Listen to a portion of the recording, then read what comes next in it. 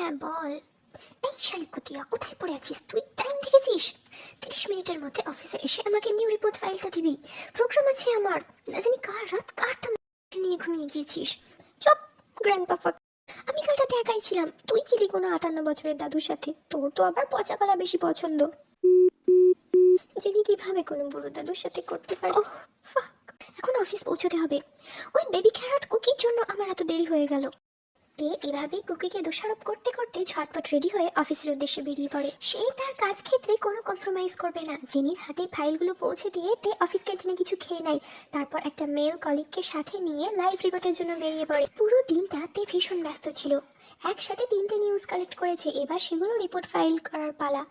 অফিসের সমস্ত ডকুমেন্টস জমা করে পকেট থেকে ফোনটা বার করে দেখে কুকি ঘন্টা 2 আগে কল করেছে। এখন প্রায় সন্ধ্যা। হাই সেক্সি লেডি, দিন কেমন কাটলো? আর বলিস না বোন, ভীষণ টাফ কাটলো।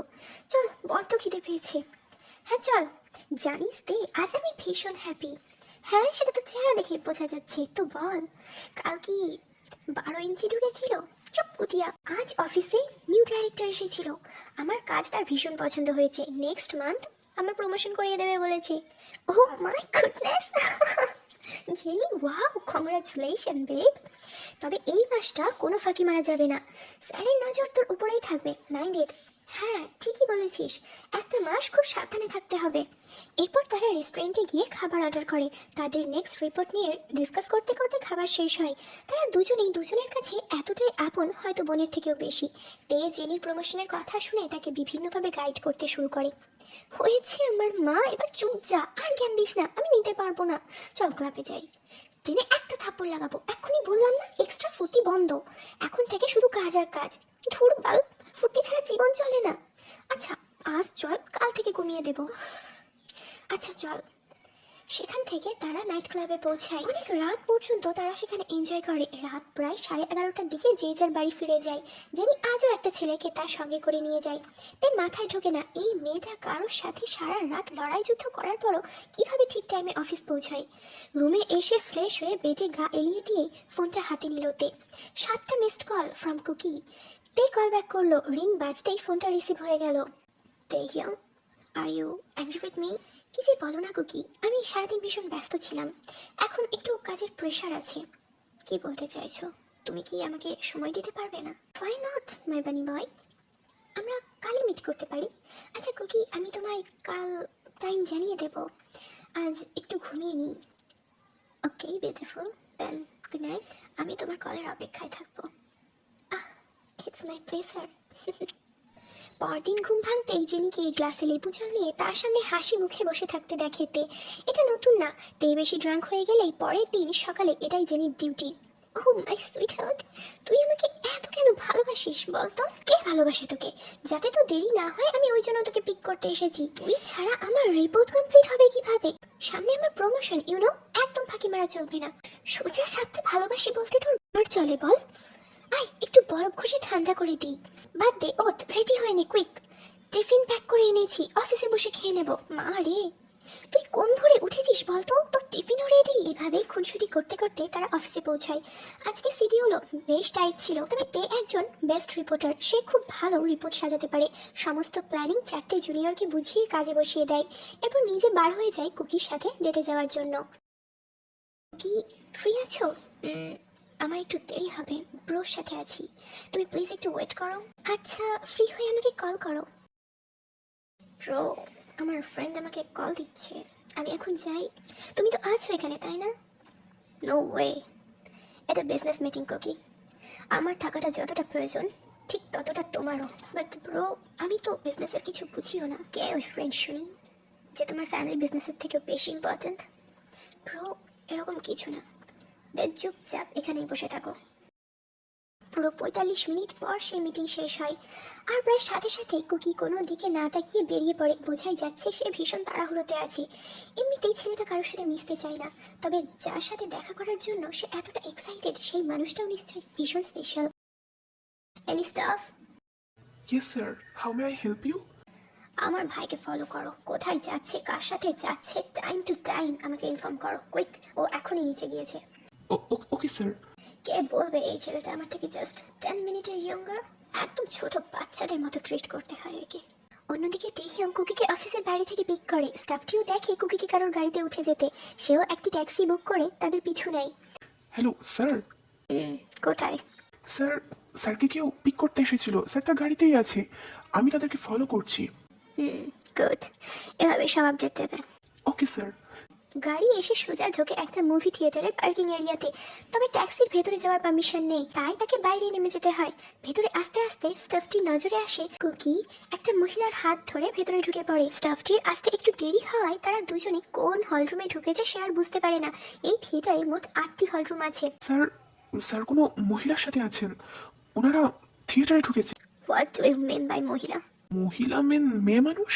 ফটো তুলেছো? না স্যার, আমি একটু দূরে ছিলাম তাই ভালোভাবে দেখতেই পারিনি, ছবি তো তোলা হয়নি। খুব ভালো করেছো। ওরা এখন কি করছে? স্যার ওরা তো ভেতরে ঢুকে পড়েছে। তা তুমি বাইরে কি করছো? সরি স্যার, ওরা কোন হলে গিয়েছে আমি বুঝতে পারিনি, এখানে তো অনেকগুলো হলরুম আছে। ড্যাম ইট, ওরা বাইরে না আসা পর্যন্ত এক পাও নড়বে না।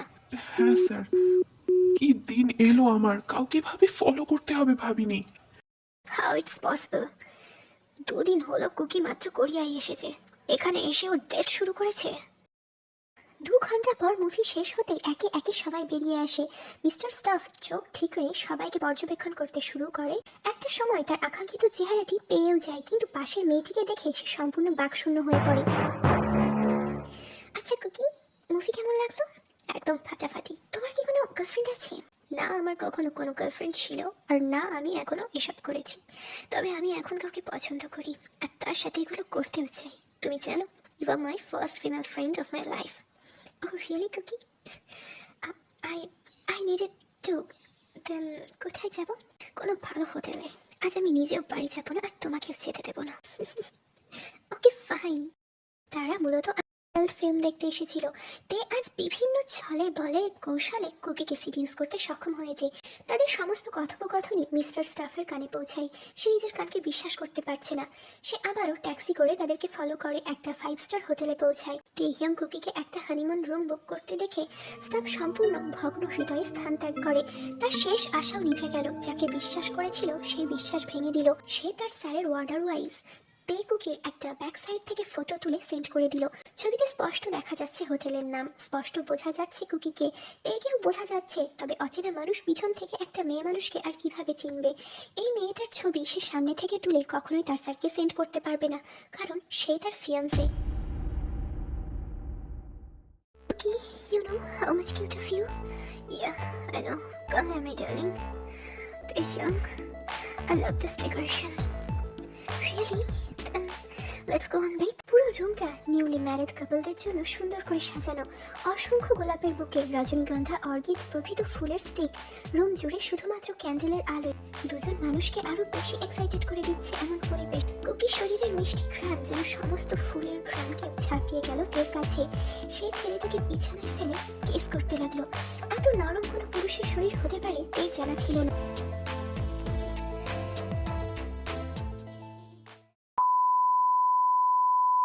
লাইক সিরিয়াসলি, আমার ছোট ভাই 2 দিনের মধ্যে গার্লফ্রেন্ড বানিয়ে হোটেলে গিয়ে ম্যাচ খেলছে। দেন আমি তো পিছিয়ে গেলাম। পরদিন প্রত্যেকেই আপন আপন কাজে ফিরে যায়। তে সোজা তার অফিসে চলে আসে। এখন তার কাজের চাপ বেশি, কোনোভাবে একটা দিনও মিস করা যাবে না। অপরদিকে কুকিও সোজা তার কোম্পানিতে চলে আসে তার ব্রোয়ের সাথে তেহিয়ংয়ের বিষয়ে কথা বলার জন্য। Good morning bro. Good morning Cookie, কি হয়েছে এত সকালে তুমি কোম্পানিতে? Actually bro, I like someone, you should meet to her. এটা বেশি তাড়াহুড়ো হয়ে যাচ্ছে না? আর কিছুদিন মেলামেশা করে দেখো আগে। But bro, I need her on my bed. প্রতিদিন আমি ওকে কনফিডেন্স করতে পারবো না, আমার একটা স্ট্রং রিলেশনের প্রয়োজন। এক রাতে এতটা অবসেসড হয়ে গেছো কুকি? ওকে, গিভ মি হার অ্যাড্রেস, আমি সময় করে দেখা করে নেব। তোমার তাকে কিছু জানানোর প্রয়োজন নেই। Thanks bro. ও সন্ধ্যা নাগত বাড়ি ফিরবে, তুমি তখনই যাবে। तुम पे हम तो मरे जा रहे हैं, मिटने की जिंदगी